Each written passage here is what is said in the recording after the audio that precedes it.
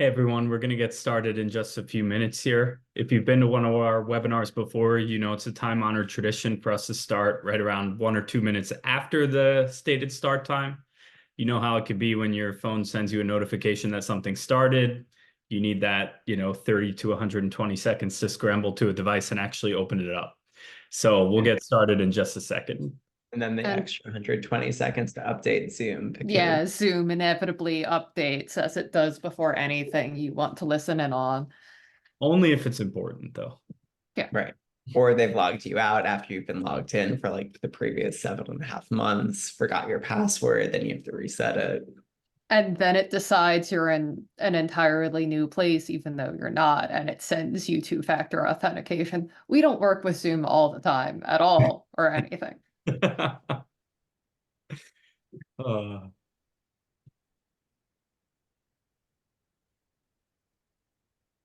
How are you guys tonight? Doing well. Really excited for this. This is a new webinar for us, which is kind of rare these days. So it's kind of exciting. Variation on an old theme. Yeah, exactly. But I think it's useful to treat, our early admissions decisions sort of on their own because they are their own beast in a couple of different ways. Yeah, very true. Weird to think we're in the home stretch of decisions now the next couple of weeks. So I'm sure all of our seniors are anxious just to have all of their options ready to go and get this over with. and for anyone who has a senior here, we are here for you. Call us anytime if you guys are anxious and want to talk anything out. We're here to counsel and provide support, but we'll get to more of that later as well. Yeah, so I think it's time to finally kick this thing off. So welcome in everyone to our first annual State of Early Admissions webinar. Every year we do a State of Admissions webinar in April or May that kind of recaps what we saw from the previous year in admissions. And based on feedback we got from families and other colleagues in the industry, we thought it'd be a good idea for us to have an early deadline preview, sort of what we've learned from those early deadlines, early action, early decision, rolling admissions schools earlier on in the process. So we'll do some introductions, although many of you know at least one of the three of us. My name's Jim Wismer. I'm the director of Ivy Experience. I directly oversee all of our tutoring for standardized testing in school subjects, and I also counsel our families on the whole world of test optional. I'm joined by Eric Carlin and Alyssa Coltrane. I'll let them introduce themselves. I'm Eric Carlin. I'm one of the co-founders of Ivy Experience. Used to do everything, but now proudly, as a teammate of Alyssa, really oversee the essays and application and part of all of this. So happy to be here. My name is Alyssa Coltrane. I'm the Director of College Admissions for Ivy Experience. So I work with Eric to guide many of our students throughout the college admissions process, starting from the very beginning all the way through letters of recommendation, essays, stressful phone calls. So it's really great to be here tonight and have a chance to sort of talk with all of you about, the results that we've been anticipating as eagerly as our students, I think. Yeah. Right. So let's jump into it. Of course, the resident standardized test nerd of the presentation was tasked with being the numbers guy. So first, I'm going to kind of walk us through some statistics from this year's early application deadlines. So what I'm sharing on this slide is specifically data from the Common Application, which is an application platform that most colleges use. So it's not sort of universal to every, possible early action, early decision school. And the other thing to note is that this data covers all students who submitted an application by November 1st. That's how Common App kind of buckets the data for us to be able to pull it. And so that means that this isn't necessarily only early action and early decision data. Students are welcome to apply to schools that don't have an early action or early decision deadline before November 1st. But this is the most useful proxy we have for early deadline admissions data.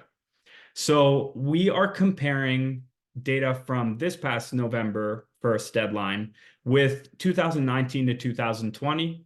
I can probably guess that most of you know why that's the year we're picking. It's because it's the last year before things went haywire with the pandemic. So since before the start of this pandemic, overall, there has been a 41% increase in students who have submitted an application by November 1st, and a 65% increase in total applications submitted. That increase has been stronger at public colleges than at private colleges. And specifically, sort of the difference between that increase in applicants and in applications is caused because there's been about a 17% increase in the number of applications per applicant. And so a couple things to note about these trends. One, we probably could have told you from the students we work with that we're seeing a trend towards the earlier deadlines.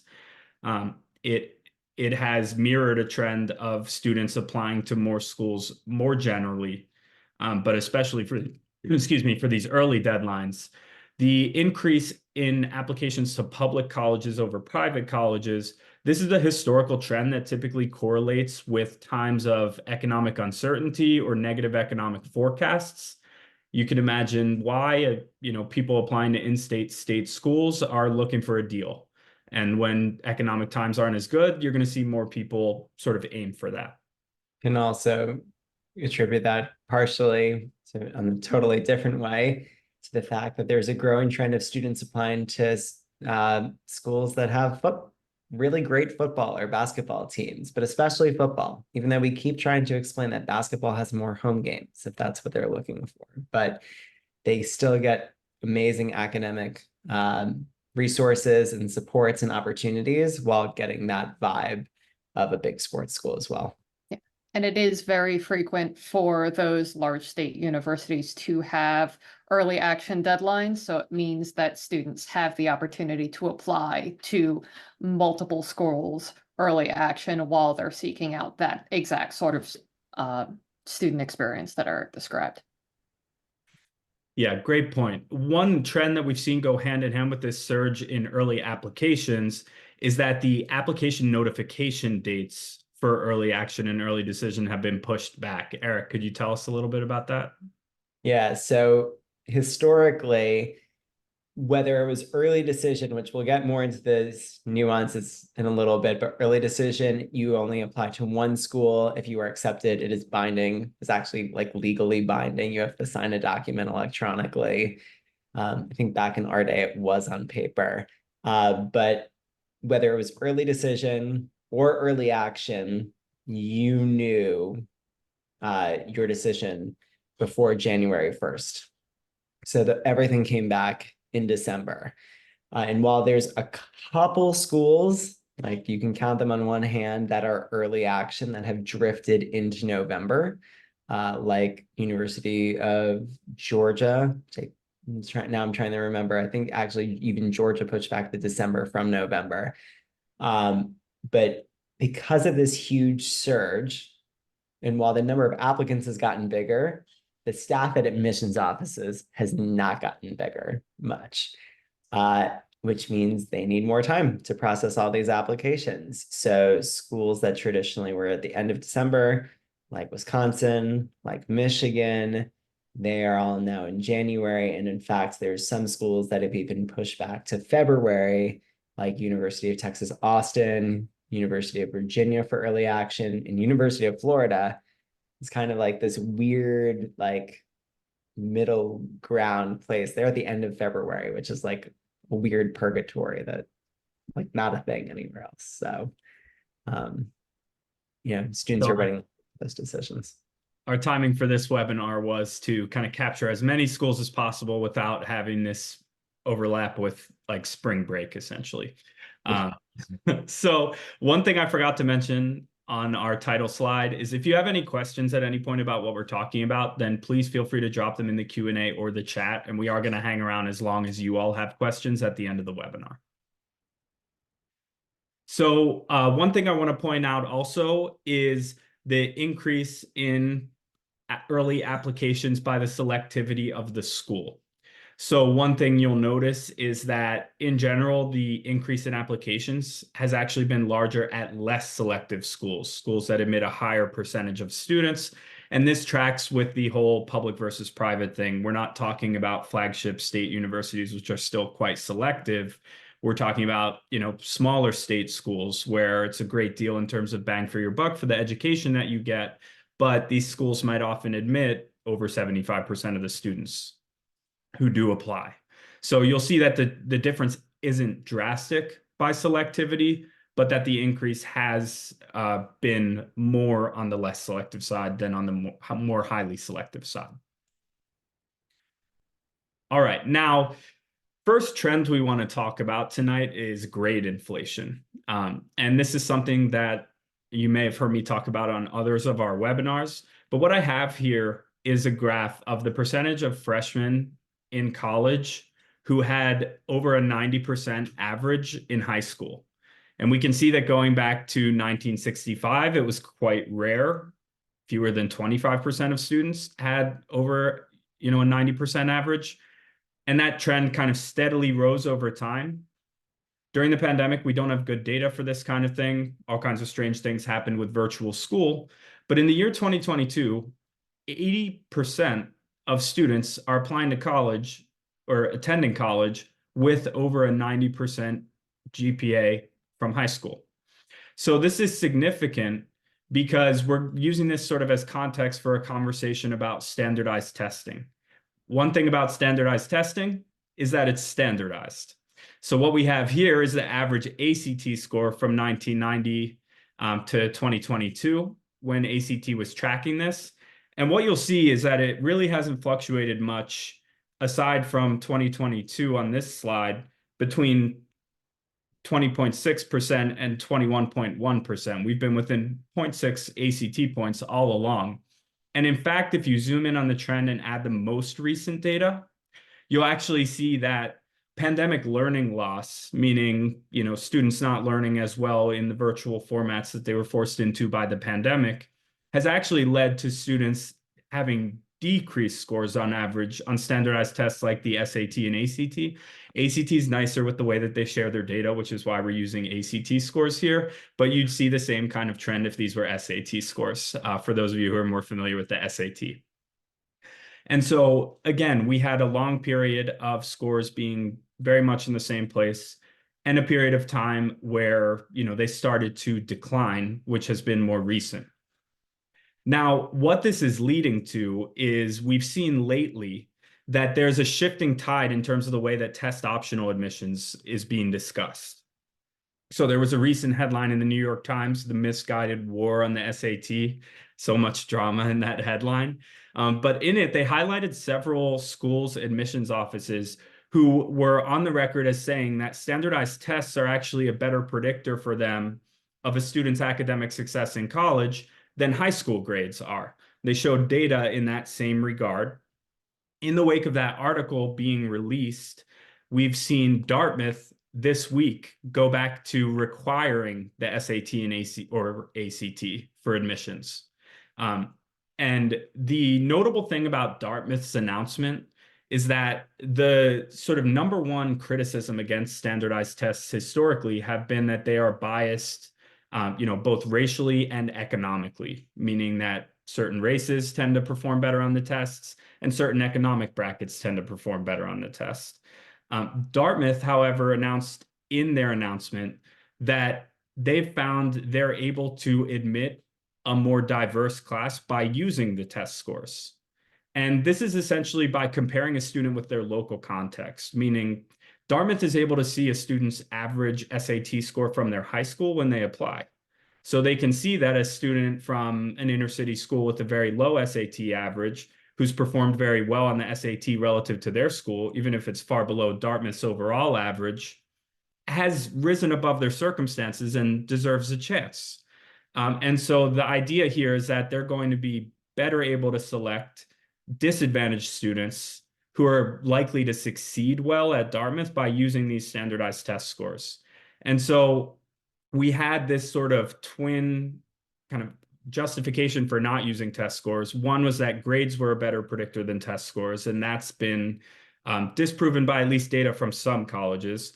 And two is the idea that they're unfair, racially unfair economically. And Dartmouth has said, at least as far as their process is concerned, that that's not the case.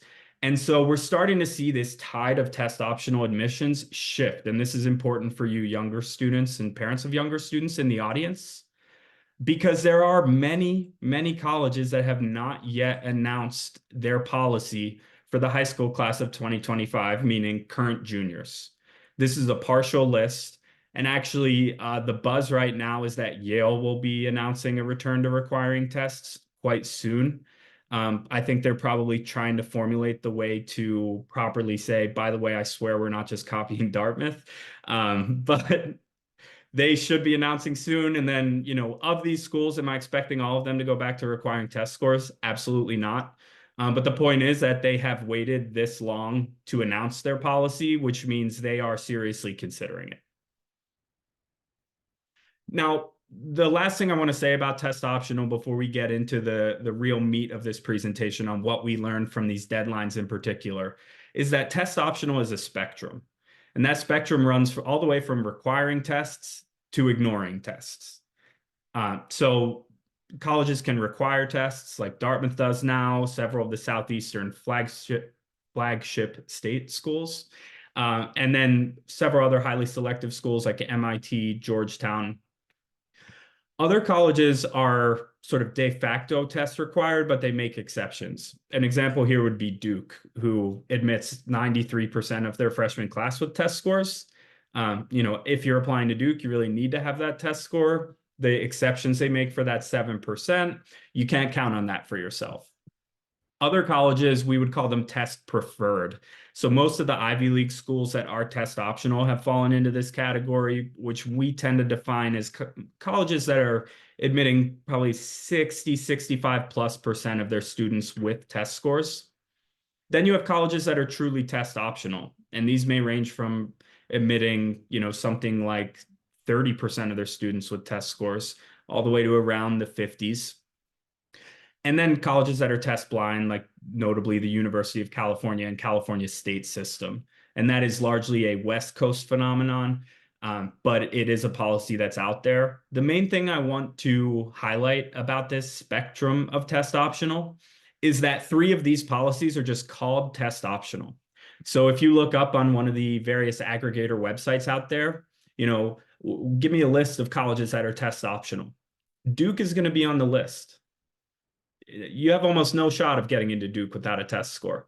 That's the way it is, but they are test optional, meaning you can apply without a test score.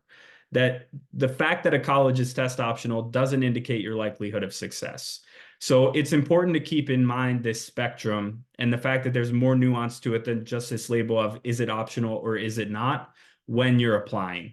And I'm sure we're going to have a lot of questions about test optional. We will leave those to the end, and now I'm going to clam up so you can hear from our experts on these actual early deadlines.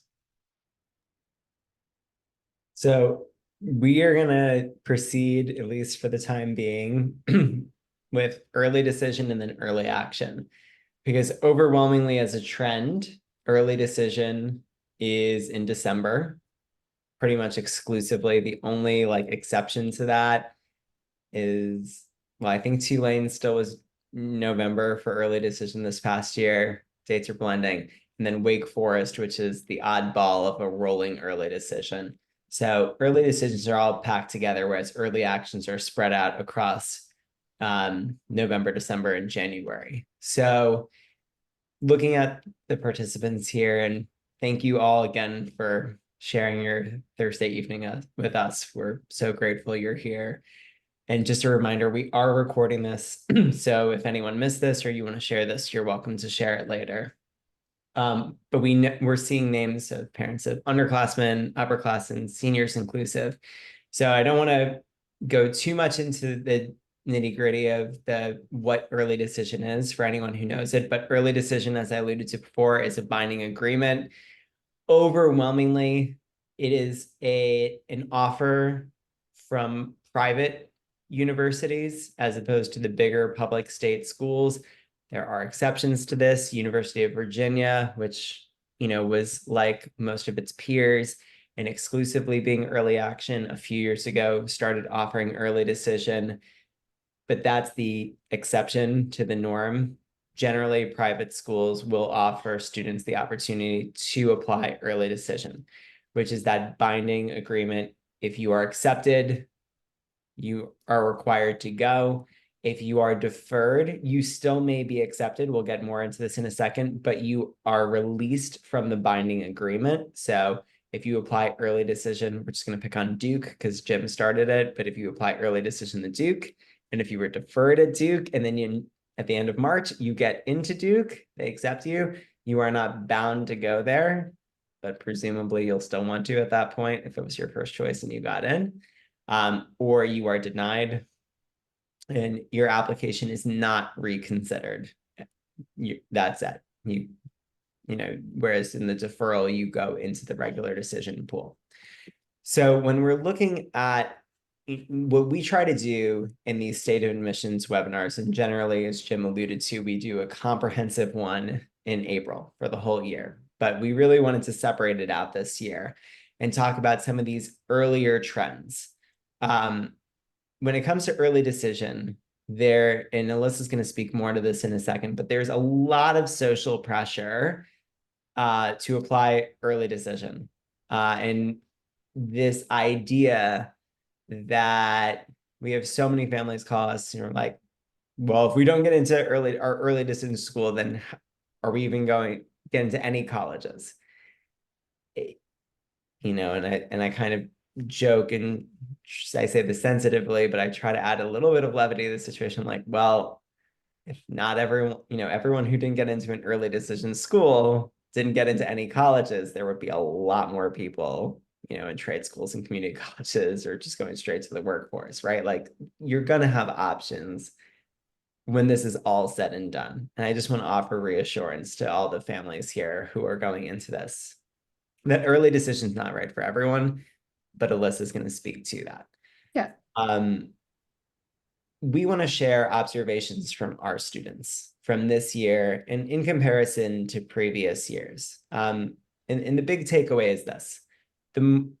If there's a theme to talking about early decision, Jim and Alyssa and I, when we were planning this, I kind of said to them, it's interesting, that old expression, right? It's like the more things change, the more they stay the same, right? You look at the past few years, the SAT it changed, right? Now it's changing again. We had the pandemic. We have this kind of cultural shift that we alluded to in the types of schools to which students are applying. We have test optional. There's so many things that are, different. And yet, when we kind of look at our student body and the trends in early decisions and the results in early decisions, there's not a ton that's changed. Year to year, about half of our students, give or take, apply early decision. And every year, approximately, give or take, on either end of 50%, are accepted early decision. This year was no exception. 44% accepted early decision. And then of those not accepted early decision, half of them were deferred. And, and the first point, as I said, is this is in line with what we've seen. So we know that when you're talking around town, we hear it all the time. This year was brutal. It was a bloodbath. It's so much harder than last year. And objectively, yes, things do get harder year to year. Jim kind of outlined that point and illustrated it quite beautifully with grade inflation, right? And, it's a complicated dynamic in calculus with test optional and so many other factors, some in your control, many not in your control. But the trends have remained the same. The second thing I want to say is to the point of deferrals. And this is really important. And it also applies to early action schools where students also can be deferred. There is an outdated notion that a deferral is a death sentence. And this is actually not a myth, a present day myth that's unfounded based on historical observations. Deferrals used to be this decision type that was much more selectively used. And the original impetus was, we really like everything about this student, but there's something off. Usually it's grades, right? And they're saying, well, we have some concerns if they're going to succeed and thrive and be able to contribute at our university. We are going to defer the application to later in senior year so that we can assess their senior year grades. And if they improve and are showing continued growth and progress and prosperity, then there's a good shot they'll get off the deferral. Oh, there's a shot. I'm misspeaking and saying good shot, but then there's a shot.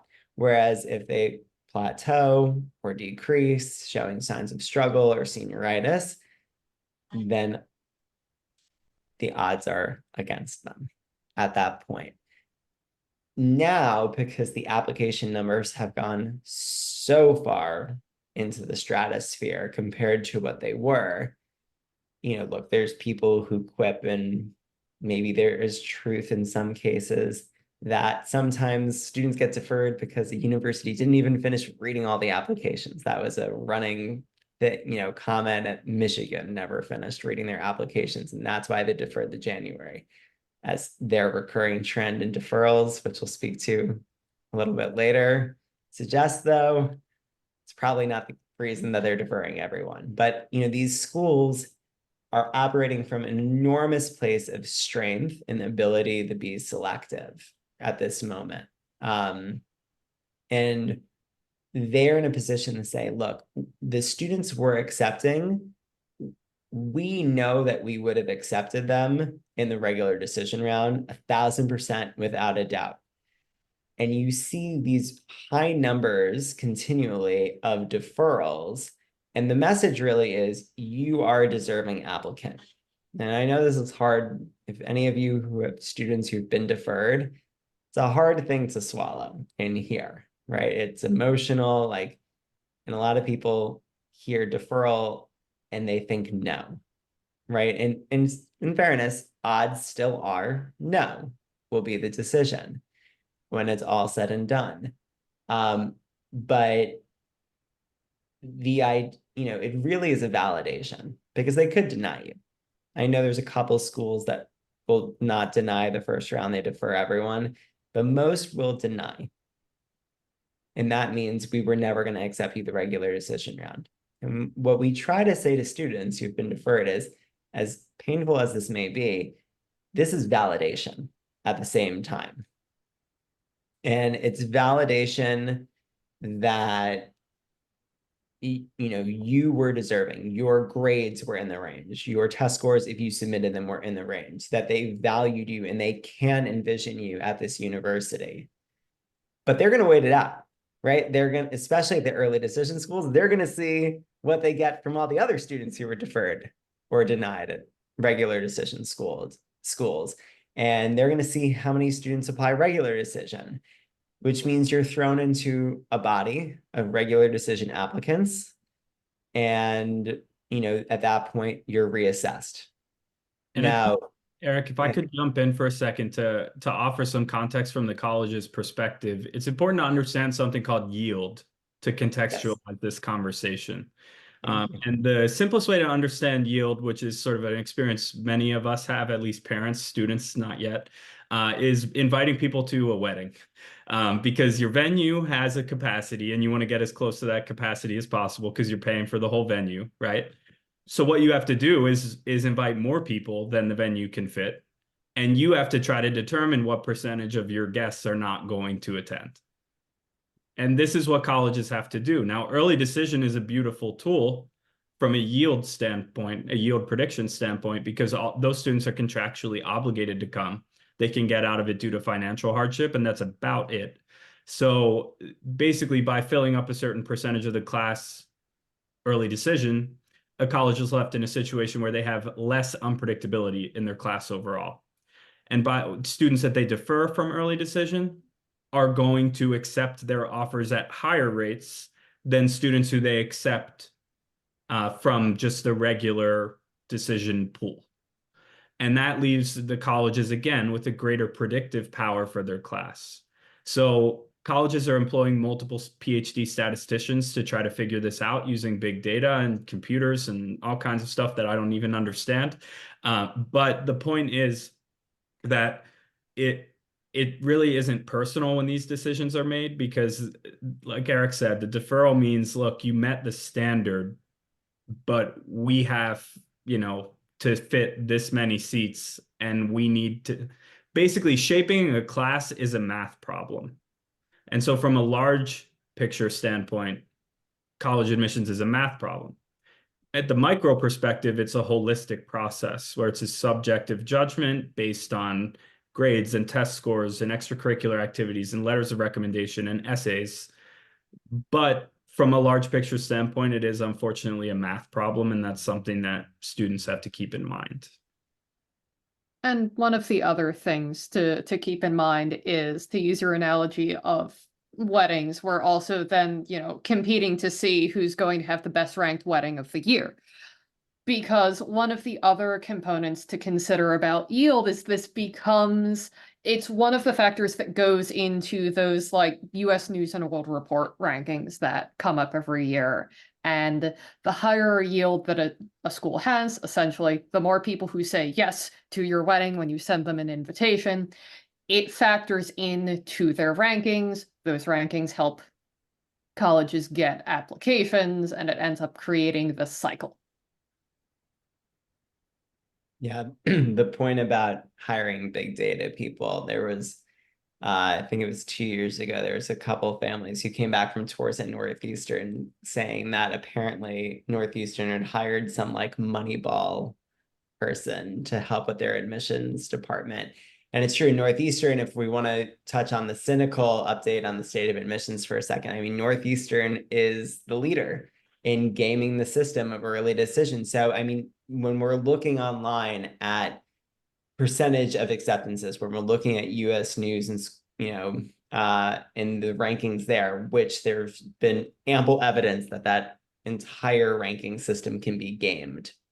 I know they updated a little bit this year, but it's, it's a system that can be gamed. And Northeastern has done this beautifully, or terribly, depending on what perspective you want to look at it through, in that well, first of all, they jack up their application because they have 0 supplement essays, and students are like, yeah, sure, no extra work, let's do it, right? Co-op, Boston school, you can even throw in hockey season there. It's a great situation. They're a very attractive school at this point in numerous fronts. But they heavily favor students who apply early decision. So that in itself makes them more highly rejective. We like the joke, or has significantly lowers their acceptance rate. They offer early decision 1 and early decision 2. Early decision 1 is when you apply by the end of October and you hear in December. Then there's a select group of schools that offer early decision 2, which is you can apply by the end of December and you'll hear in January or February. You're still bound to go. And it's really schools that are in that realm of Northeastern, Wake Forest, Tulane, BU, just to name a few. And you could cynically say they're scooping up students who, shot really big, Ivy, level, Duke, we'll just keep picking on Duke, right? Got deferred, got denied. And they then say, well, I'd rather have a safe bet.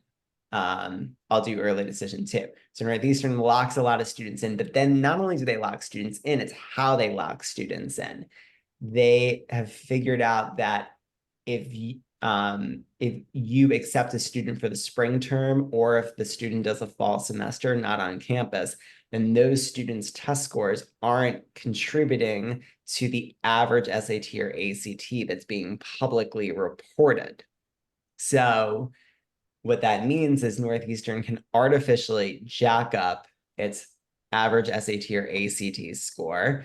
It can lower its acceptance rate because again, you don't need to report those students as part of that statistic if they're not starting as freshmen on campus that fall of freshman year. I mean, it's really wild stuff, right? Northeastern just does it to an extreme. So That test score, by the way, which is also part of the US News and World Report ranking calculation. yeah, true point. And I think this goes back, and this is how we're going to kind of wind down early decision here for a moment, which is, and before we get to a truly positive holistic ending, I swear, but this goes back to what Jim opened with test optional, which, you know, the question is, well, then does test optional, if you apply test optional, does that hurt you? And if you ask an admissions officer, you know, they will say their answer, the party line is applying test optional will not hurt you. Everyone gets very excited about this. Yes, well, I don't really like the tests. Let's do it. Let's just default the test optional. And we keep then, but you have to listen to what they're not saying. Test optional doesn't hurt you, is what they're saying. But test optional doesn't help you either. And as I've often joked, right? If we're Eagles fans here, sorry to anyone who's not, although maybe you should be sorry for us after the way their season ended. But what I always joke is, you know, if Jake Elliott misses a field goal, the Eagles don't get -3 points, but they don't get +3 points either. It doesn't help them win the game, right? And what we've seen in early decision is that test optional students do not fare as well as students who submit their test scores. And this is a trend early decision. And when we've broken down the numbers internally, the students who do well early decision and are test optional, overwhelmingly were applying to not single-digit acceptance rate universities. And that's not everyone's goal, to be clear. And also to be clear, we work with students no matter what their goals are. We have such a range of schools. I mean, we had students accepted to nearly 400 different colleges over the past few years, each year, right? So we meet students where they are. We always say, we don't care where you go to college. We don't care what your bumper sticker is. Your happiness is our success. Our students being happy is the most important thing. So when we are talking about this high level of selectivity, this is not our exclusive group of students who we work with, but it's worthwhile noting that at that tippy top, test optional is not helping you. And that's the phrase you should be focused on at that point. So before just defaulting and getting excited about test optional, you have to be really thoughtful. And what complicates this is, and the last thing I'll say before I throw this to Alyssa, is that colleges are withholding their data. They're not sharing this with the student body. So basically, to apply to college early decision, early action, regular decision, and not submit your test scores should be a data-driven decision, but the colleges aren't releasing the data for you to make that decision. However, the data that has been released, Jim, what's it indicate? Yeah, so the precious few colleges that have actually released separate application numbers for students who have submitted test scores and students who have not show consistently that students who submit test scores are admitted at a higher rate. That doesn't mean always submit your test score, because of course the students who are submitting test scores are submitting them because they're high test scores. What it does mean is that the test score is still an important point in your favor when you can submit it. So let's do you want to end this conversation about early decision on a positive, heartwarming note before we blitz through a series of early action colleges to illustrate some trends in what we're seeing?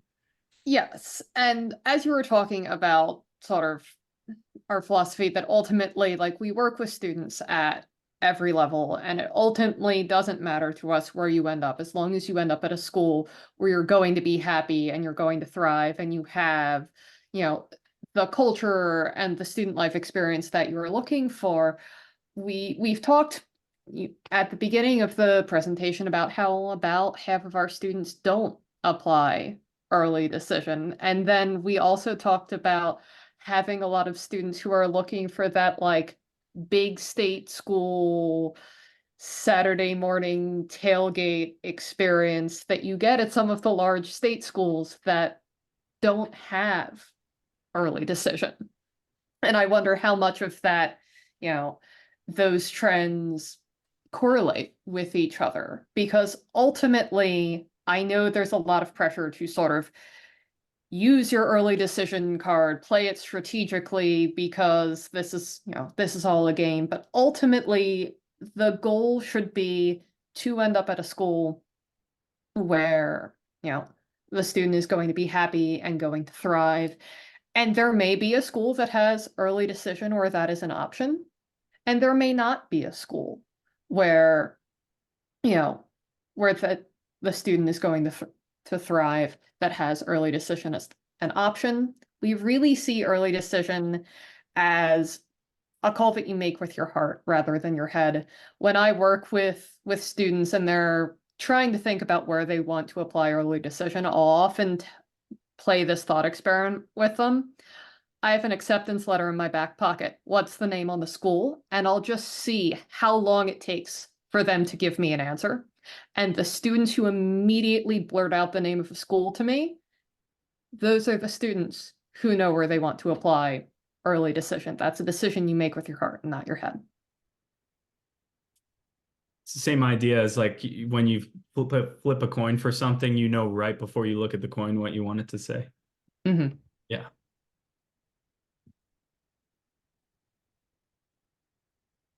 Eric, you're muted. All that said, sorry, didn't want to interrupt.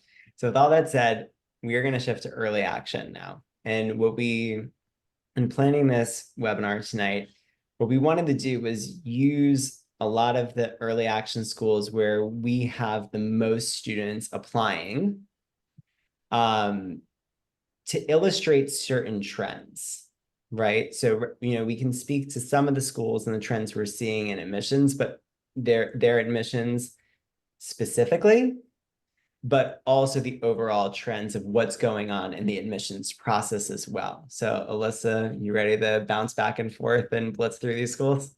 Yeah, it's actually pretty timely because I just saw a question come into the Q&A about the impact of major on acceptances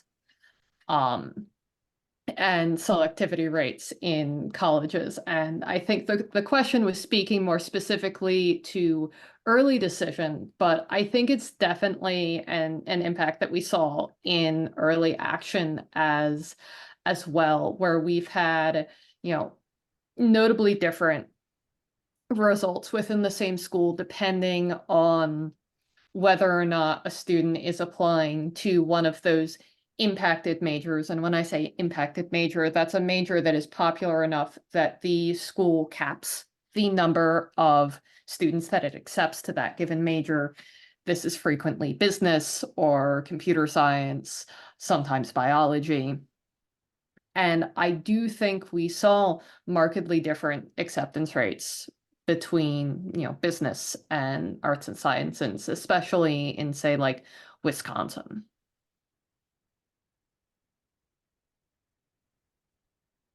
Yes. You go, Jim. Sorry. So we both wait to give each other a chance.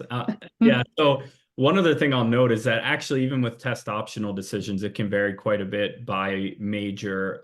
Not so much the major specifically as what college within a university you apply to. So you'll see that colleges that publish this level of granular data will show that, for example, programs like nursing, like engineering that are more technical in nature, they will admit more students that submit test scores relative to the College of Arts and Sciences or even the business school. So more technical majors actually make test scores more important. So that's another kind of major specific thing at play here. Yeah. And nursing's a great example too, because there are also some schools that are test optional, in some cases like truly test optional, where they admit a decent number of their freshman class without test scores. But I'm thinking of Elon here. But for their nursing program, they require test scores. And then there's Indiana with Kelly. Yes. So Indiana is actually sort of a interesting counterpoint to Wisconsin, where, for instance, we saw, you know, that there was a lower admissions rate for students who are applying to business. But I think Indiana, especially for students who clear that certain threshold where you can apply for direct admission to Kelly, it becomes a really useful option for business, because you are able to, get past that threshold and, have a real, have still a strong chance at, isn't Kelly a top 10 business school? Yeah, top 10 undergraduate business program. I mean, it's amazing, right? To say that if you have above I think it's a 1370 SAT or 30 ACT, and you need one of those test scores, And a 3.8. and yeah, 3.8 on a 4.0 scale, you're directly admitted to a top 10 undergraduate business school in the country. It's truly incredible, but it does speak to this point that both of you were talking about, that for select programs, you need the score, because if you have the grades, if you are valedictorian and you don't have above a 1370 SAT or a 30 ACT, then you have to petition Kelly to get in. And it's not direct admit. And if you don't get directly admitted to business at Indiana, you're probably never getting in. Like, that's a high likelihood. And the analogy, I mean, you guys went on it. I can't do a wedding analogy here. I can't build on that. So sad. But it's a restaurant analogy, right? It's the door, out of the kitchen that like swings one way, quickly one way. You can transfer out of engineering into arts and sciences. You can transfer out of business into arts and sciences, out of nursing into arts and sciences. But don't show up on campus saying, well, I'm arts and sciences and I'll just get really great grades and transfer into Kelly. It's not how it works. There are certain schools like UNC and UVA where you cannot be admitted directly into the business program as a freshman. So you have to apply later. Okay, fine, that's the rules.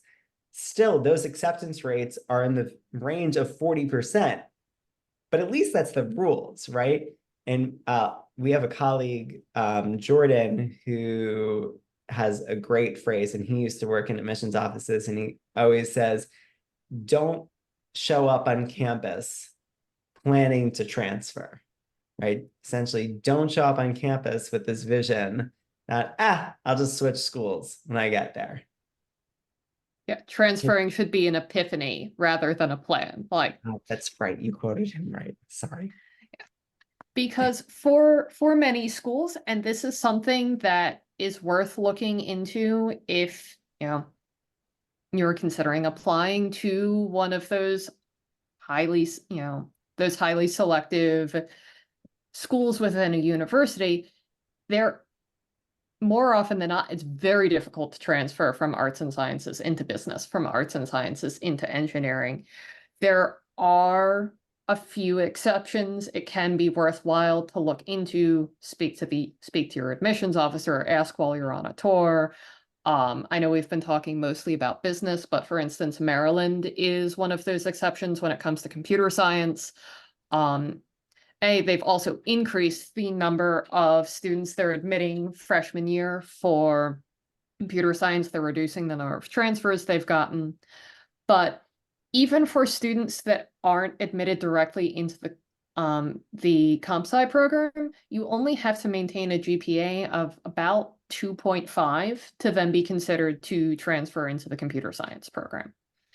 But once again, I cite Maryland here as sort of the exception that proves the rule rather than something that you should expect from a given university. And this is something that Alyssa, Jordan, and I, and the essay specialists in our company, and we have an amazing team. And we're really not just working with students on essays and applications, although that's the brunt of the work, but we do offer this overall counseling as well. And we have conversations. And I want to make 2 points before we talk about more deferrals with Michigan and Wisconsin for a moment. But, it's 2 things. Number one, students and parents are always asking us, hey, we're going on a tour. Hey, we're going to an info session. What are good questions to ask when I meet my admissions officer? If you're a student who's not sure if you're applying to engineering or, I had a student this afternoon I was talking to between engineering and physics. Physics is arts and sciences. Or is the student going to do like econ and psychology or business, right? If these are tough decisions that your student's making, these are great questions to ask an admissions officer. And admissions officers, I think we so often look at them as people keeping our students out of college, but really an admissions officer's job is to show up every day and to accept students. They are opening each file with the hope of accepting that student and creating the greatest community that they're envisioning at their university, right? And they're people. People accept other people. People want to help other people. Admissions officers are advocates who want to help you. Ask them for these data points and questions. But the other thing is, we oftentimes will get families who are like, well, our student wants to apply business, but we're feeling they shouldn't apply business because, then it's harder to get into the schools they want to get into. And ultimately, every family needs and every student needs to make their own judgment call on that. But what we always say is like, look, why are you paying tens of thousands of dollars for an education your student doesn't want at that point? And, for us, we say, be authentic to the student, like be real, pursue what you actually want to pursue. And if you don't get into 1 or 2 or 3 more schools than you would have otherwise, at least you're getting the education that you want and you're paying for. So, which then brings us to Michigan and Wisconsin, right? In particular, Michigan, for years and years and years, we used to actually have a newsletter that went out just for Michigan the day after Michigan early action decisions came back. And the newsletter read something like this. It said, congratulations to the students who were accepted to Michigan yesterday. But for the vast majority of you whose students were deferred, we are sorry and we are here for you and we want to support you. We also want to remind you that the first day we met, we told you were going to get deferred from Michigan. And I've often joked that, if your student has cured cancer and, built a rocket ship that can bring humans to Mars, Michigan will defer you. Michigan's still, yeah, exactly. Michigan's still going to defer you, and I wouldn't blink an eye and be surprised at all. It's been their trend for years, and we oftentimes say, like, I like using the expression of "don't read tea leaves" in a deferral decision from Michigan. Like, this is no bearing on whether or not you're going to get into Michigan. It's no bearing on where you're going to get into other colleges or not. Michigan defers this. We are very good. We've done this for 14 years, and I still cannot figure out Michigan's order and way of doing things. It's really difficult, and it's such a shame because it's a great school, not just because they won the football championship this year, but it's a really amazing university. And when students get there, they love it and have amazing experiences overwhelmingly. But Michigan is kind of a prime example of, we're at a time when, the mental health crisis is at a peak, especially in light of the pandemic. And, for all this talk of being student advocates and holistic and everything, it's really a shame that colleges use this deferral so recklessly, I think you can say, because it really doesn't take into account students' mental health. And one thing we've heard year after year for 14 years is that many students who've been denied are actually relieved. And they're like, well, I'm glad I got denied so I could start moving on and planning rather than deferred. It's a sad phenomenon. And the But students who were deferred in May saying the opposite. I wish I was just denied in the first place. It would have saved me a lot of emotional energy. yeah, absolutely. And Michigan gets a lot of that. So, Michigan was right on point this year. Of course, we had students get in. We were very excited for them. Majority was deferrals. By the way, the end of that newsletter years ago was, if you have a friend who's freaking out right now, whose counselors or advisors didn't tell them Michigan was defers like this, they can call us. And for years, we got calls from strangers, just for, conversations, in late December. Now a lot of people have caught on, so we don't send that letter out anymore. But, the one thing I want to say with Michigan is there was a period of years where when schools were deferring, they explicitly said, do not send anything other than your first semester grades. That's it. Don't say anything else. We don't want to hear from you. And I actually was on the phone with a Michigan admissions officer once. I said, what if, and I actually said this, I said, you're telling me if the student cures cancer between October when they submit the application and regular decision, that you guys don't want to know that? And of course, he stuck to the party line. How could he not? But it really was dramatic. Now Michigan is part of a tidal wave trend of colleges that are inviting and encouraging students to not just send their first semester grades, but also they have a portal and they can upload, write an update on what they've been doing for a semester. Michigan has a word limit of 250. Many colleges don't have any word limit at all. You just write and you give an update on what you've been doing extracurricularly and personally and academically. You can restate your interest in the school. So that's something it started last year and it's continued this year, is that if you are deferred, you have the opportunity to update them. And the difference, and we're going to answer all the questions at the end, but this one that came up, deferrals, if you are deferred, you will hear back at the end of March, at the latest early April. Essentially, you are put into the regular decision pool. The difference between a deferral and a waitlist is that if you are waitlisted, it is open-ended.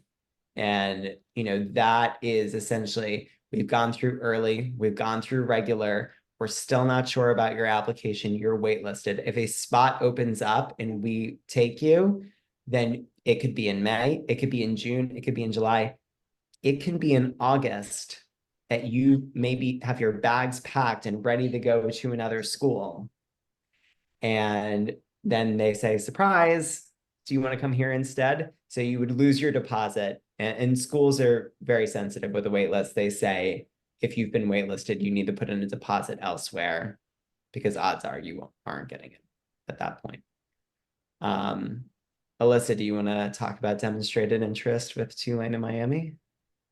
So let me start off just very briefly running over. When we talk about this idea of demonstrated interest, I think that the term demonstrated in some ways is sort of the most important half of that, is not just being interested in a school, but being interested in a school in a way that is visible to that school so that they are able to ascertain essentially that maybe you would come to this school if you were accepted. We talked a little bit about yield, and I ragged on, schools for being as concerned about US News rankings as they are.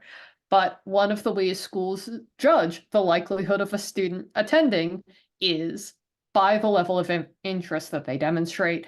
There are a handful of schools. I know we're going to talk about Miami and Tulane because they are the ones where we have, early decision and early action data for, but I have to throw American under the bus here too a little bit.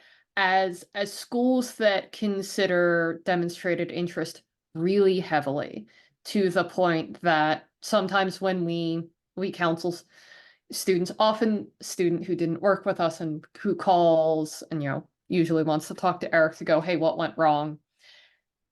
And we'll go, well, did you go to visit Tulane? Did you go to visit American? Because that can, in many instances, be a deciding factor for some of those schools. And that's something that we advise our students on is for schools like this, can you visit? Can you engage? Social I know, media. yes. They have cookies. They see who opens their newsletters that they send out. And virtual visits can be great too. I know we were in sort of a time where we're thinking about access and equity. I know American actually, in being mindful of that, has adapted how they calculate demonstrated interest and now counts a virtual visit done with the sort of the same amount of points. That sounds terrible, but points as an actual visit on campus. But there are a lot of ways to engage with a school, but it's something to bear in mind as we hear back from schools like Tulane, who is notorious for it. And with early decision at schools like Miami and Tulane, there's that trend of an emphasis on demonstrated interest. And look, these medium size with sports, high academics, in cities, you can throw in schools like SMU, TCU. They don't have sports, but Melissa referenced, American. They really do care about demonstrated interest, and the numbers of early decision do go significantly up as well. Want to talk about a couple schools really quickly here, because we want to make sure we have time. We really want to answer everyone's questions. But a couple other trends we saw: University of Colorado, just a quick joke and statement. Yeah, football matters, right? Coach Prime, Deion Sanders, applications skyrocketed at Colorado this year. And I joked all year long after he got hired. I said, if colleges were stocks and I had $100,000 to invest, I would invest more than half that portfolio in Colorado. That is a buy low. And that is, if Deion Sanders stays in the football program and gets better, it is a school when, a business hub in the country with beautiful outdoors and skiing and a great campus vibe. And they already have amazing academic, great engineering programs. People always ask, what are secret schools out there? What are hidden gems? There's nothing really hidden at this point, guys, right? They're out there, especially if your student wants sports as part of the culture. ESPN.com, go down the list of schools. They're there, right? There's no secret schools that play football that aren't on ESPN. The hidden gems are right in front of you, right? Colorado was a hidden gem all along. It just took Deion Sanders becoming the coach for students to realize that. So statement there. And we want to make a comment on trends and essays here. One is the trend with honors and scholars programs.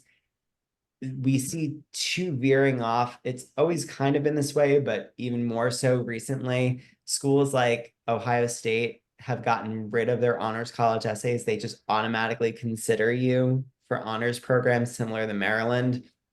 And then there's the Penn State Schreier, honors programs of the world. Opposite end of the extreme. They have I often joke, it's the equivalent of rewriting the Lord of the Rings trilogy. That's how many essays they have. It's I think it was literally 10 essays this year for the program. So you have, be mindful of that. And then the types of essays have changed. The most significant trend, and this is huge, especially in our line of work, but if you said to the three of us, anyone on our team, what was the biggest change last year in admissions? It was that in the wake of the affirmative action Supreme Court decision, many colleges changed their prompts. And by the way, for those who are going through this for the first time, colleges generally don't change their prompts year to year. We like joking that we've memorized all the prompts. It's the worst party trick ever, but year to year, we know, and we've always said, we know the couple colleges that tend to change them year to year. This year, a lot changed. And all the prompts looked very, very similar. And, I'm going to read UVA's prompt out loud because this embodies what many of them said. UVA's prompt this year was, in 250 words, mind you, what about your individual background, perspective, or experience will serve as a source of strength for you or those around you at UVA? Feel free to write about any past experience or a part of your background that has shaped your perspective and will be a source of strength, including but not limited to those related to your community, upbringing, educational environment, race, gender, or other aspects of your background that are important to you. And this really goes right to the decision and the language in it. Justice Roberts saying that decisions can't be made based on your race, but within the context of your lived experiences, it can be something that's factored in. And I do think he tried to say you can't really do this through essays, but this was the way everyone was doing it, right? And this type of question in this type of language was widely reflected across many, many different schools, public, private, highly rejective, less highly rejective. This was the biggest trend prompt. And I just want to take a moment and say that this is something that obviously this type of question existed before, just not en masse. And this is something that a question that we've taken, with a high degree of sensitivity always. I think a lot of students automatically default and they say, well, this has to be a question about my religion or my race or my gender. And we say, there actually is something to be grateful and very positive and, holistic about. And that I think a lot of students felt liberated this year when it really said your background, your lived experiences.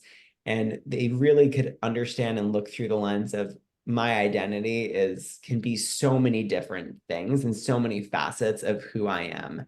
And, obviously we can't start divulging, what students exactly wrote about, but the breadth of topics on the UVA essays this year were And on UVA essays that did well. Yeah, I mean, UVA was it was a great college for us this year. And, really tapping into each student's individuality, their humanity, their perspectives, how they see the world. Like what we always say, our top brainstorming question is the only brainstorming question in our first exercise. What do we need to know about you? And on some level, this question really speaks to that in this language. It's what do we need to know about you and who you're going to be in this community? So, for anyone out there who's looking at this and you're defaulting and saying, well, that's the diversity question. We challenge you and your students to look at it through a different lens. It's the identity question. It's who you are, and start having conversations about that from that lens. I think, if you look at the essays, not just as a point A to point B, but as a real opportunity for growth and reflection, there's a lot that can be taken from this. And by the way, akin to our theme of better person, better applicant, you do a better job reflecting and really being personal, you're going to have better essays, you're going to have better results.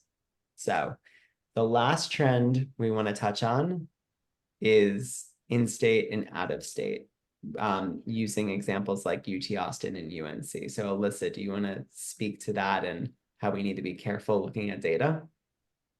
I get to talk about all of the things where I go, hey, that acceptance rate you see online, it may not be accurate.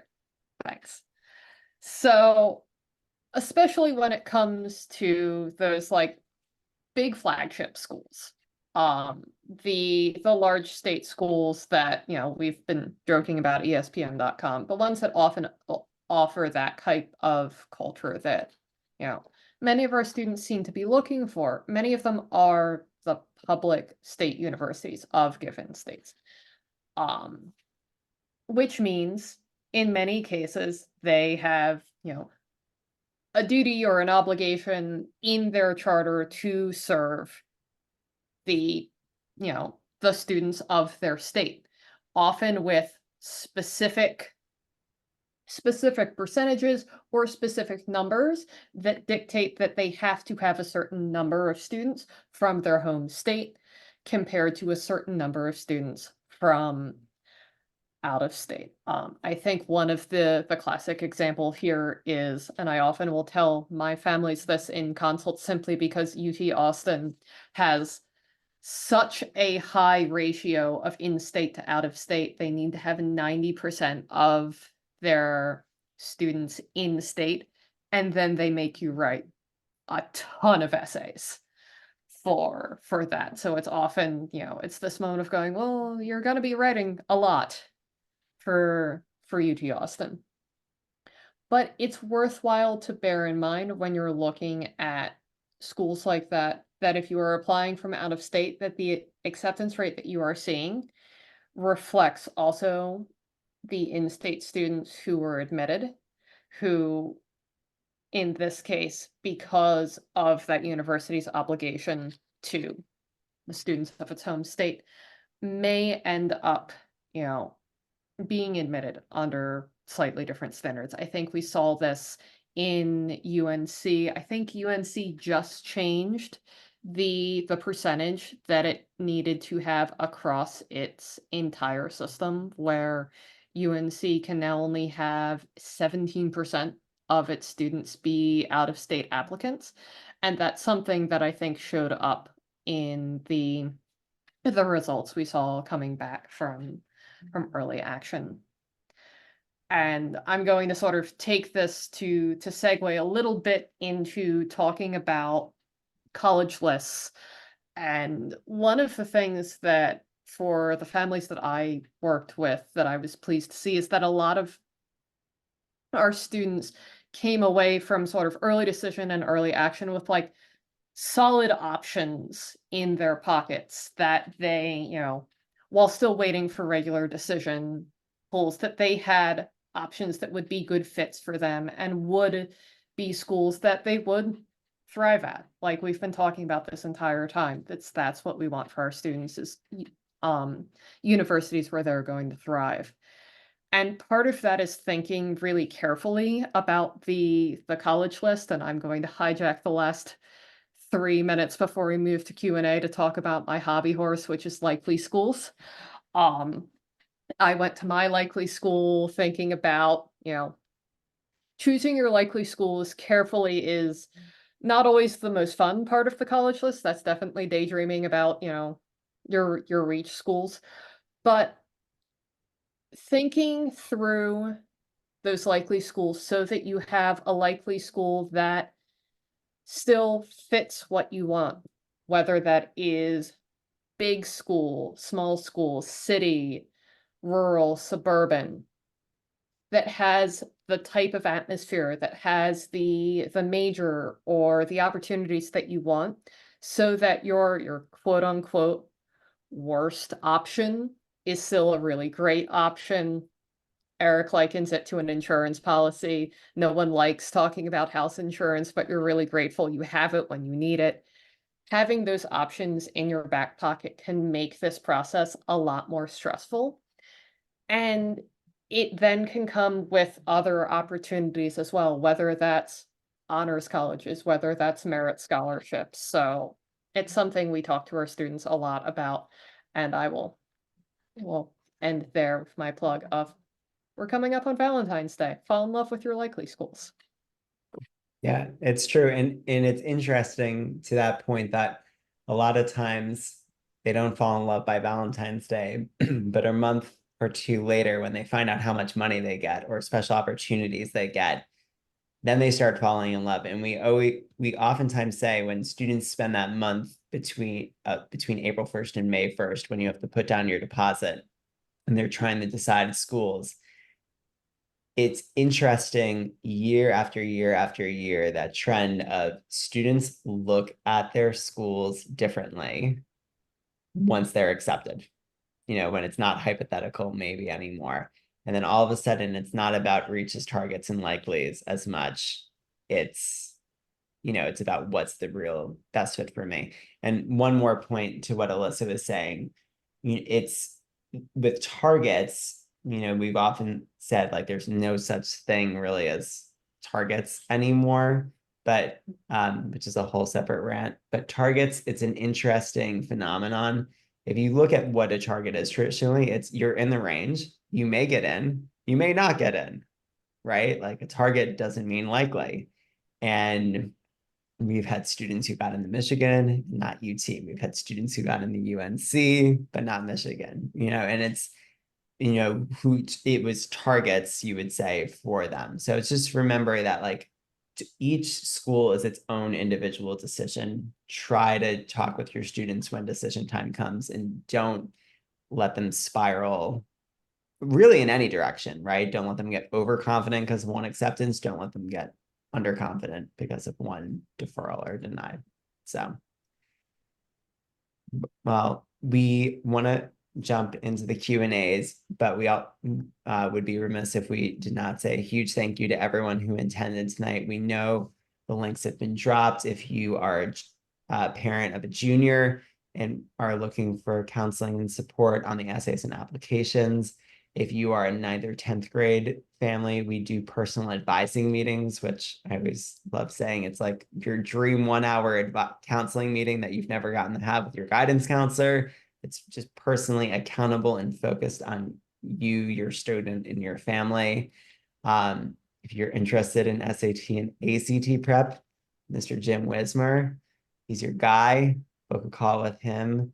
And he can talk with you about that. But really, all of us here as a company are here for your families. And yes, you can scan our QR codes, which we all added today. So, Jim, do you want to moderate and we'll let's run jump down the into list? Q&A. So we're going to start with the ones that were submitted through the actual Zoom Q&A feature. And we'll start with what is the percentage increase in applications to colleges with less than a 25% acceptance rate from last year? That data I don't have offhand. I would have to look it up. But I will say that if you just search Common App data November 1st, you will find the report yourself and it will have everything you need in there. So that's, if you also email info@myivexperience.com, I can find it for you in like 30 seconds tomorrow morning. It's also worth noting that we are going to run a State of Admissions webinar again in April when everything comes in, and there are some colleges that will not release their data until regular decision comes in. So we'll have a more accurate number later on. Yeah, great point. All right, next question. So there are some colleges who don't share data in section C of the common data set in regards to test scores and GPA. This person knows what they're talking about, referencing section C like that. I like this. If, for example, UT Austin, however, they do show ACT and GPA data on US News. How reliable is the data displayed on US News? So the data for a school like UT Austin, to our point about in-state versus out-of-state, is not very useful in terms of overall averages, because those averages are going to be too high in the state of Texas and too low for out-of-state applicants. I once had a student who was applying to Texas A&M.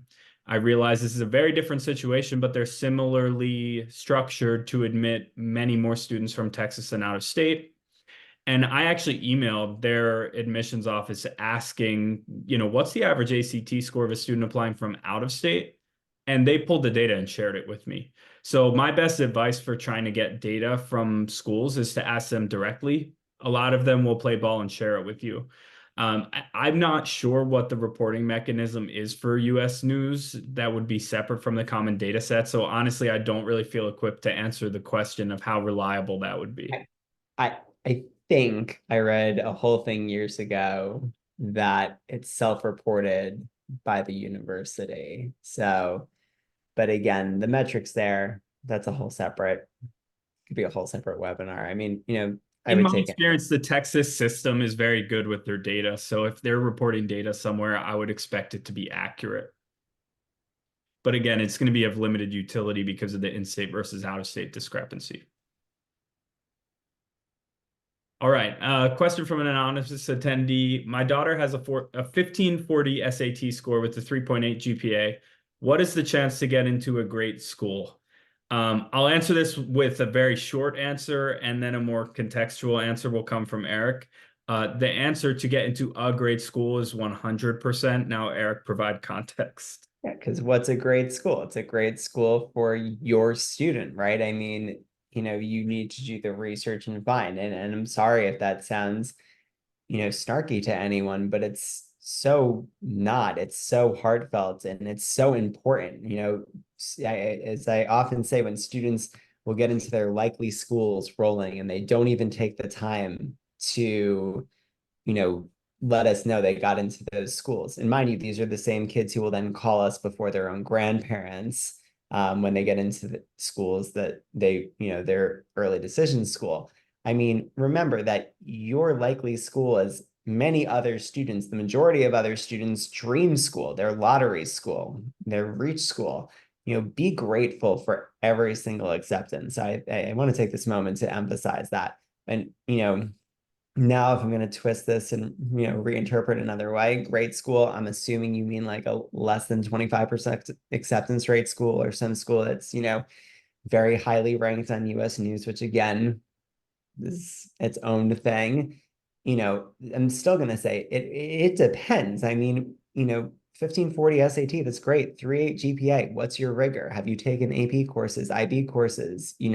What are your activities? What are the recommendation letters going to look like? How are your what are your essays? essays? And those are just the factors in your control. We haven't even talked about all the factors out of your control, or that weird in between. Like, does your daughter play the oboe? Does that college need an oboist this year? Right? Like, there's so many factors into this, and strong message here. This is what happens, right? Oh, that you hear quote unquote horror stories in the community of students with some high GPA and test score, and they didn't get in anywhere. And they're like, how does people will call us and they're like, how did that happen? It's like, well, we don't know, right? Because we have no idea what the other context is. So context is a word we use all the time. And to answer a question like that, we would need a lot more context. And that goes for every student, for anything. Jim, there was another question above that about, can you offer any context? Great word, for international students with respect to early decisions this cycle. To be clear, we work with students we've worked with students across 40 states and 20 countries over the years. But when we're giving any sampling or numbers from our own admissions, like, we need a high enough percentage for us to feel like would be statistically relevant to share.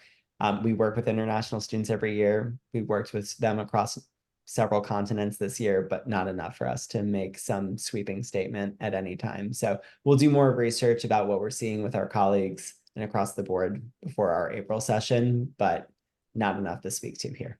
Just want to respect that question. Thank you for it. Next question.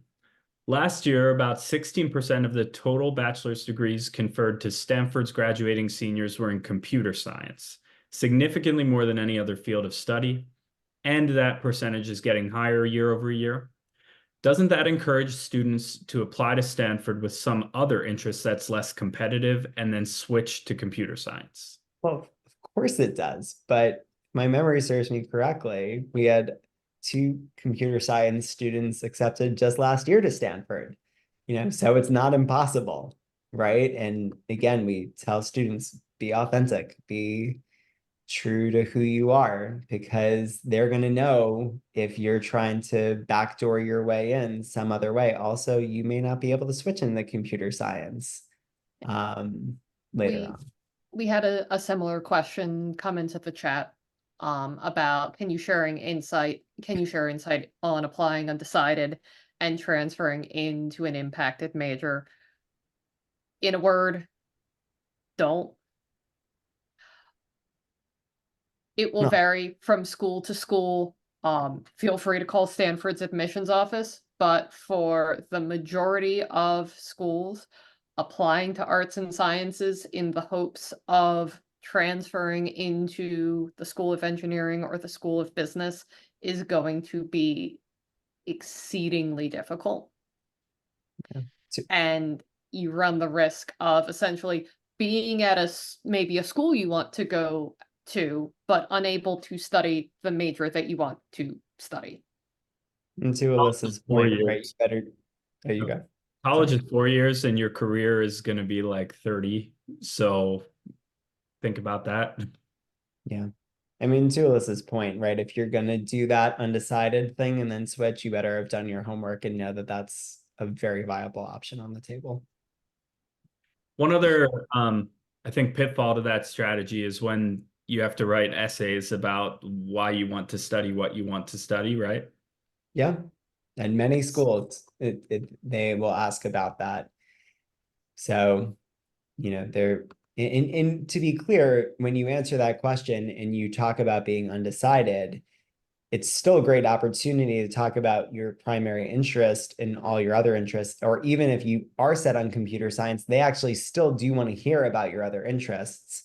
So let's say that you're a computer science major who also wants to study gender studies, you know, that combination could actually make you intriguing. It could be even more reason to be authentic. Not that being authentic isn't reason enough, but that combination and understanding, well, why do you want to do those things and why do you want to integrate them together could make you a more interesting applicant. All right, next question. If a school has early decision 1 and early decision 2 and you get deferred for early decision 1, does your application go to the early decision 2 pile or does it go straight to the regular decision pile?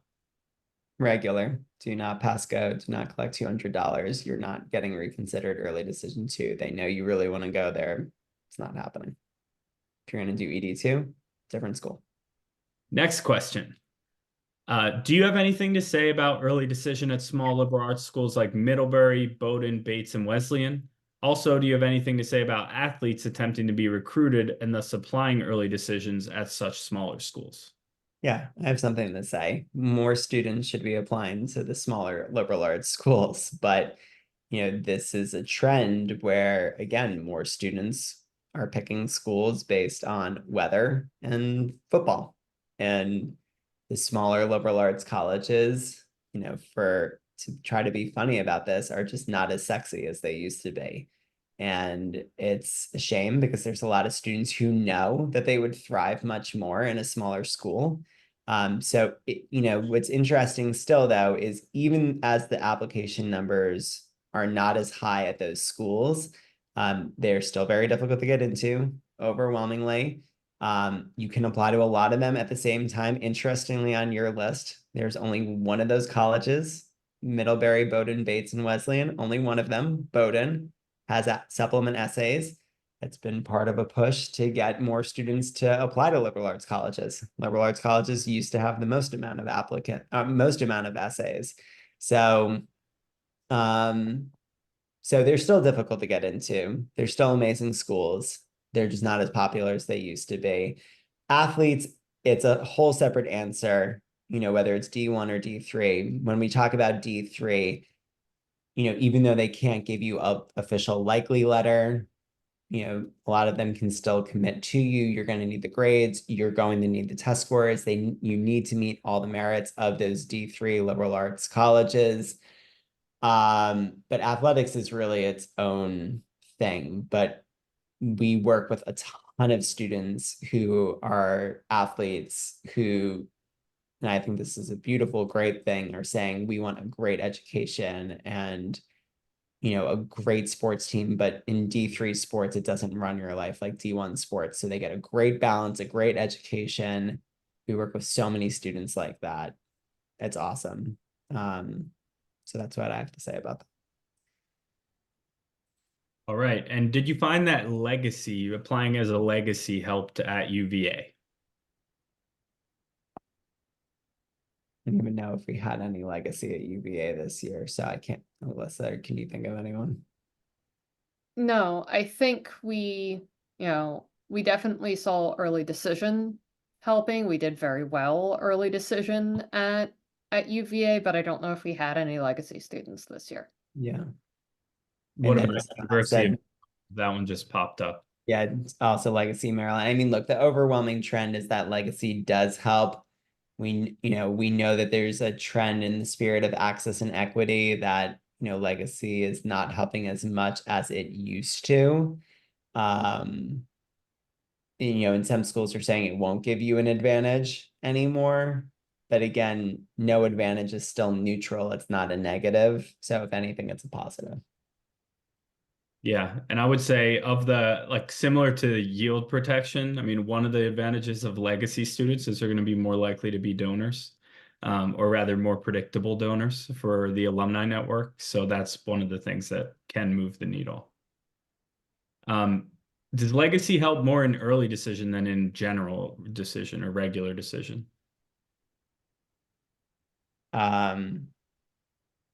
Well, I mean, again, if the school doesn't offer early decision, this question could be driven by the old expression of like, or, Penn would say, if you were legacy, and you didn't apply early decision, then you'd be no advantage regular decision, or would be, not helpful.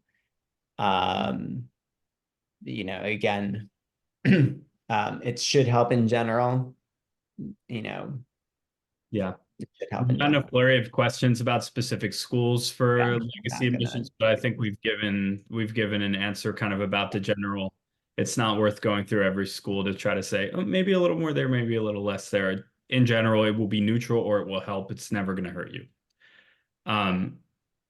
So any suggestions for the continued interest answer, meaning when a student is deferred, but the school asks for a letter of continued interest or an essay of continued interest? How important is it? Should you visit a school at that stage for demonstrated interest, or would it be a waste of time at that point?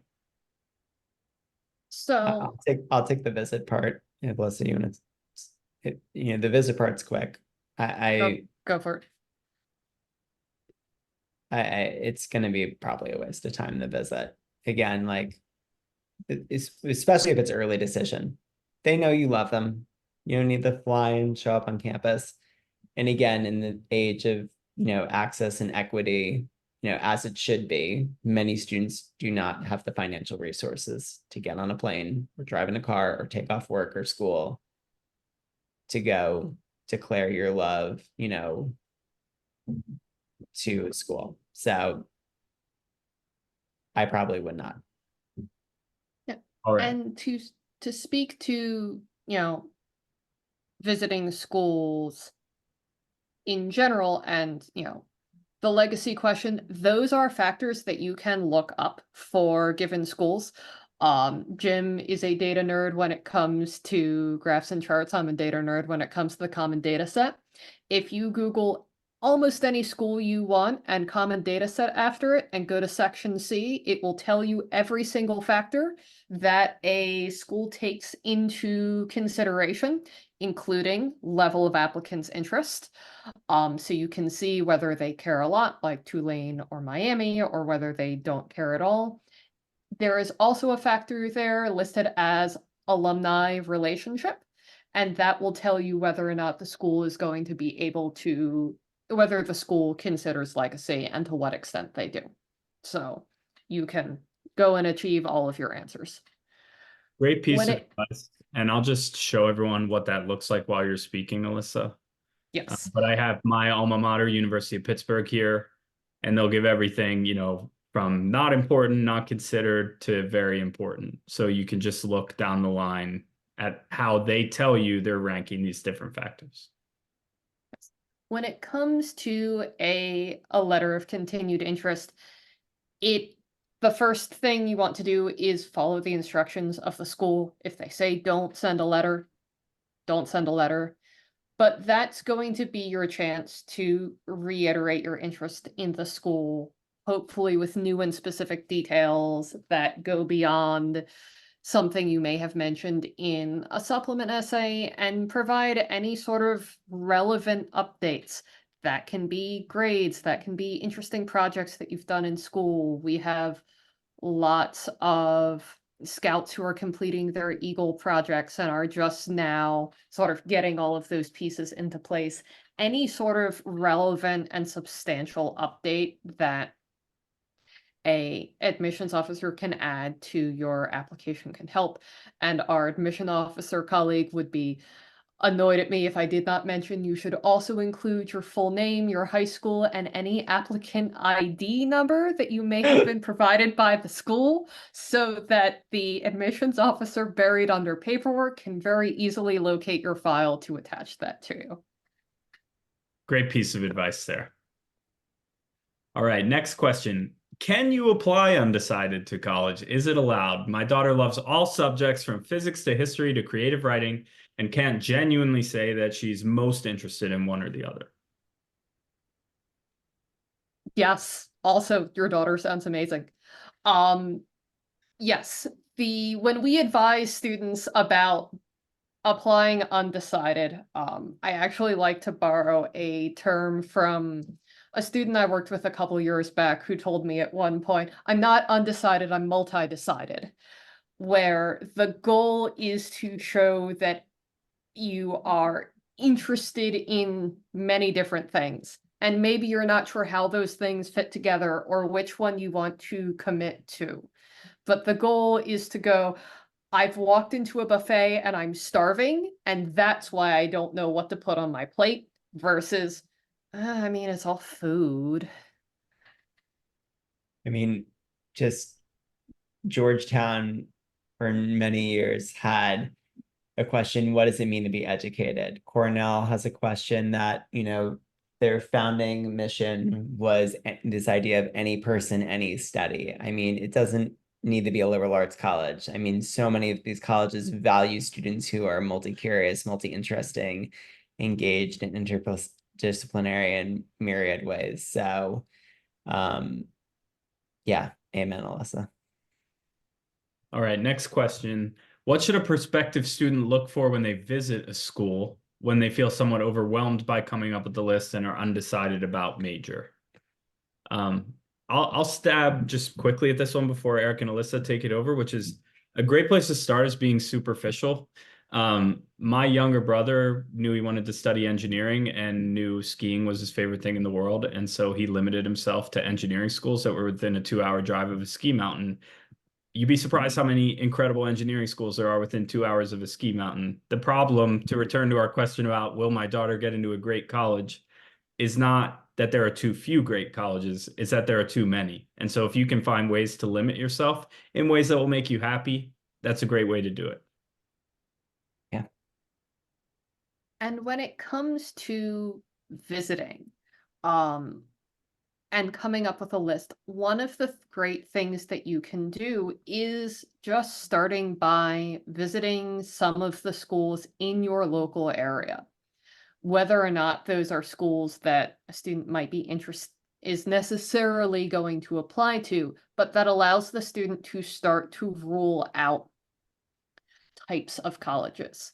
I tell students in my local area, in the Philadelphia area, if you have gone to visit Haverford or Swarthmore and went, this feels claustrophobic and I don't like it, you don't need to fly across the country to discover that Claremont McKenna is also going to feel claustrophobic, because a small liberal arts college in many ways is going to feel like a small liberal arts college no matter where it is in the country. And you can start to make those sort of broader decisions and narrow things down before going, well, what about school X or what about school Y? Awesome. All right, next question. Should your student try to intern at a place the summer after junior year in the field they think they want to study? What's the best way to show your interest in your field of study besides your electives? I'll be honest, this is like a whole separate webinar on activities. We do personal advising meetings for this. I think we should probably move on to the next question. Yeah, I will say that so it's always very case by case. Like if your interest is history and your interest is computer science, we're gonna have a totally different answer. So that's really something that needs to be answered on an individual level, but we appreciate the question because it is a good question. All right. I'm looking through the chat now. It looks like we've answered many of these questions. Yeah, Um, one I think about the, if Dartmouth's signaling a trend for larger state schools in returning to test required. I mean, Jim, you can speak to this because at this, up till now, it's been somewhat geographic. So Yeah, so in general, it's been broken down on geographical lines where southeastern state schools and then highly selective schools are the two categories that are most likely to require test scores. Most of them fall into those buckets. Um, it will be interesting. This spring will tell us a lot. There's a level of unpredictability to it. It's clear that a lot of schools have been chomping at the bit to return to requiring test scores. On the other hand, there are advantages to the colleges to remain test optional. So I really don't want to speculate too much on what's going to happen because, for instance, you take a school like Auburn, where they'll basically admit in a Q&A section, I heard this firsthand from someone I do trust, that the reason they're test optional is so that they can admit the valedictorians from rural Alabama high schools because those students aren't getting a level of education that's going to allow them to do really well in the SAT or ACT. But they're first in their class at an in-state high school, and they deserve a chance to come to campus and try. And so Auburn, are they going to go back to requiring scores? They might be discouraging those rural Alabama valedictorians from applying in that case. Do they want to discourage those students? I don't know, because they're going to look at the overall average and think, my score's below that. I shouldn't even bother. So it's just a really complicated question, and I honestly don't think it's productive for me to speculate too much about it. not like we knew Dartmouth was going to do that when you texted the entire company at like 6 a.m. the other day, that link. So It was a big day for me. Yeah. another one is sometimes I hear that early decision is not that beneficial because so many of the slots go to legacy and recruited athletes, etc. But other schools, such a large percentage of the classes admitted early decision. Does it vary a lot by school? My response here is like two things can be true at the same time, right? A lot of early decisions spots do go to legacy. They do go to recruited athletes, but that doesn't mean you should apply regular. It's still your best shot in many cases. And not exactly a wedding analogy, but we'll go prom, right? Like you don't have a better shot waiting to ask the person you want to ask the prom. You don't have a better shot by waiting. You should probably just go for it and find out early, right? Like you should be first in line, declare your love. If it wasn't going to happen then, as I alluded to earlier, all jokes aside, it's not going to happen later. So you may as well put your strongest foot forward. Yeah, great point. What's the general rule whether to submit test scores to test optional schools? Only if you're in the average SAT scores for the school? What's the best source to see the school's 50th percentile SAT scores? Every website seems to be different. Good question. So you shouldn't necessarily follow a general rule. But if I was to generalize, I would say that in our current environment, if you're above a college's 25th percentile, you should send the score at most schools. There are rare exceptions where I would say maybe not, like your Northeasterns of the world that are really trying to game the system, but maybe they'll just send you to Florence for a year or something like that. So I would say in general, if you're above that 25th percentile, it has a chance to help you and it's not going to hurt you most of the time as a generalization. The best source is to Google the school's name and common data set for the school's name and CDS, because all of the websites that you're looking at, they're aggregation websites that are going through that CDS data to get the scores, but they're not all perfectly up to date because how could they all be perfectly up to date? So that's why you're seeing, some of those websites or like if you Google like, University of Pittsburgh average SAT score, the thing that Google puts up in the box is the website with the best SEO, not the one that is most up to date with the current most accurate information. University of Pittsburgh CDS section C will get you there 100% of the time to the most accurate information. Section C is getting a lot of love. Section C is getting a lot of love tonight. I love that. Well, I'm gonna close it out tonight with the last question here, which is how many likely schools do you recommend applying to? And are students preparing those applications while waiting to hear from an ED school? So should we count on working on applications through December or January regardless?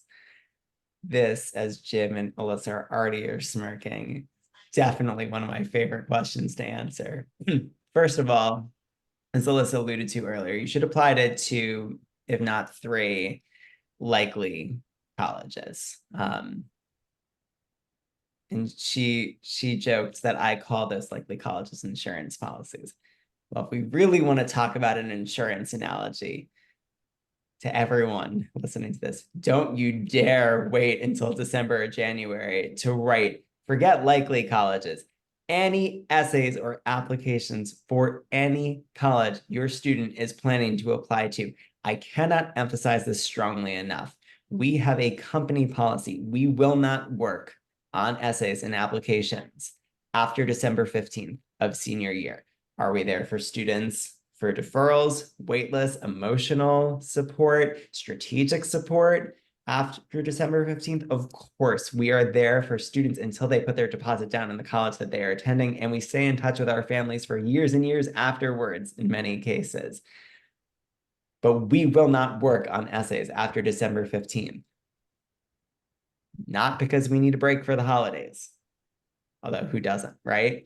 But because no one is doing their best work after they've been denied or deferred from their first choice schools. Your student will spiral. They will not be promoting themselves. They will be self-diminishing. They will be rushed on deadlines. Rather, we have students working the summer before senior year is the best time to do essays. Do all your essays and applications then. Finish it in the early fall. That is your insurance policy. And the goal, if you apply early decision, is to just have a lot of essays you wrote never get read. That's the goal. But finish them so that student can focus academically on senior year. Because by the way, if they do get deferred, their grades since first half of senior year are hugely important. Also, let them be a kid. Let them enjoy all the senior year festivities and traditions and socializing as well. Again, 2 things can be true at the same time, but college applications and essays should not be a factor in December and January of your senior's year. Those should have been done ages ago. You are setting yourself up for a lot of stress and not the results you want later on by waiting that long. Do not do it. People say this is about you guys, our policy of December 15th. They try to say this is your guys' policy about us. And we go, look, I've said it so many times over the years. This has nothing to do. If you don't work with us, the best advice I can still give you is finish all your essays and applications during the summer. So do not wait. And those people don't know about the years that we actually did work with students past those deadlines and solve the horrors that lie on the other side of that date. It's not setting your student up for success at all. Don't let it happen. Yeah. All right. Well, thank you all so much. Those of you who hung through the full hour and 47 minutes of our hour-long webinar. We really appreciate how active the Q&A was. If you have any questions that are more specific to your student, please don't hesitate to reach out. If it's something we can answer in a 30-second email, we will. If it's something that we think would require more context and conversation, then we would point you to the one of our services that is going to help you the most. So everybody have a great night.